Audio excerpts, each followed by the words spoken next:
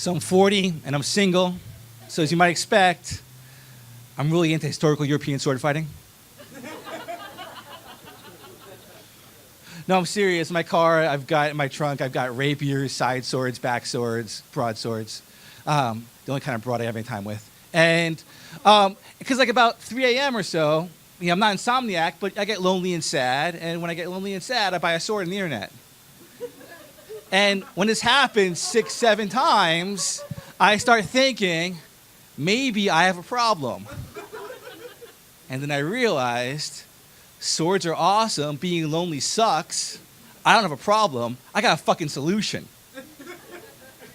You get lonely, you buy a sword.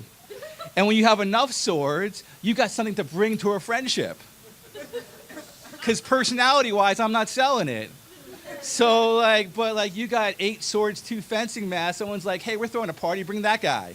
Bring the sword guy. Give him a call. And suddenly you get invited to a party. And I'm telling you, 3 6-packs of beer, 8 swords, 2 fencing masks, that's a party you're going to remember for at least as long as it takes for your broken fingers to heal. Because nowhere in that inventory is safety gloves. Because, when you're lonely and sad, buying a sword, oh, that feels good. You kind of feel good about that. Nothing feels good about buying a safety glove. Man, that's fucking alleviates caution, conservative, and safety. That's what you need at 3 a.m.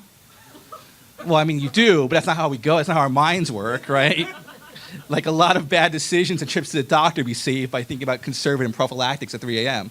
But anyway, but the thing is, that's the biggest danger, because we got the fencing masks, we got the, swords, but and that's a good way to get injured. You're doing sword fighting at 3 a.m. while you're drunk. But the fact is, you break your pinky, you can't sound macho. You're like, hey, how'd you get hurt? Sword fighting? Cool, what happened? I broke my pinky.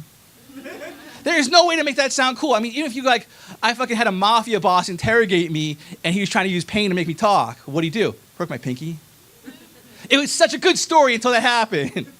Until the details come out, because that's what always ruins a good story. So that's 2 minutes on sword fighting. You didn't expect that tonight. But like I said, I've gotten really into it. My Tinder profile is me in a fencing mask. But that's not because I'm into sword fighting. If you had a face like this, you'd be like, okay, how can I cover as much of that as possible? Right, you got to strategize. This is LA.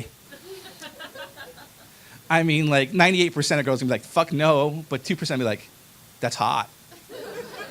I didn't know I had a fetish for fencing masks and swords, but I do now. So that's what I'm going for. I'm going for the niche market. That's my whole thing. I'm a niche guy, I'm never going to be the Justin Bieber of comedy, but I hope someday to be the They Might Giants of comedy. And if you don't know who They Might Be Giants are, that's my point exactly. But if you're in that niche of 35 to 45 and single, then I'm your fucking dream comic or dream date. I don't know. We'll get there. Anyway, so when I'm not doing this, I'm an attorney, like I said. And I'm not the kind of attorney who sues doctors for malpractice when they just did something wrong or whatever. I'm the kind of lawyer who tries to keep criminals on the streets. I didn't say it was better. I just said it was different. So yeah, I'm a criminal defense attorney, and it's really cool because to one person, you're super important. You're the only thing keeping them out of prison. I mean, you're like a hero or a villain, but I mean, you're important. You're important to that specific person. You matter. And they look at you and you're you're the only thing keeping me in prison? I may have made a huge mistake. I mean, another huge mistake. And I'm no, I got this. I'm good at this. And so I graduated in 2010 from UC Hastings up in San Francisco. It's a really good school. And but unfortunately, I graduated in 2010 when the economy fucking crashed. So I thought, I had dreams of doing important law and getting in law textbooks. Now I got dreams of making my rent. And most of what I do is make the world safe for annoying texters. Because no matter how heartbroken you are, you cannot text your girlfriend, I'm probably gonna murder you.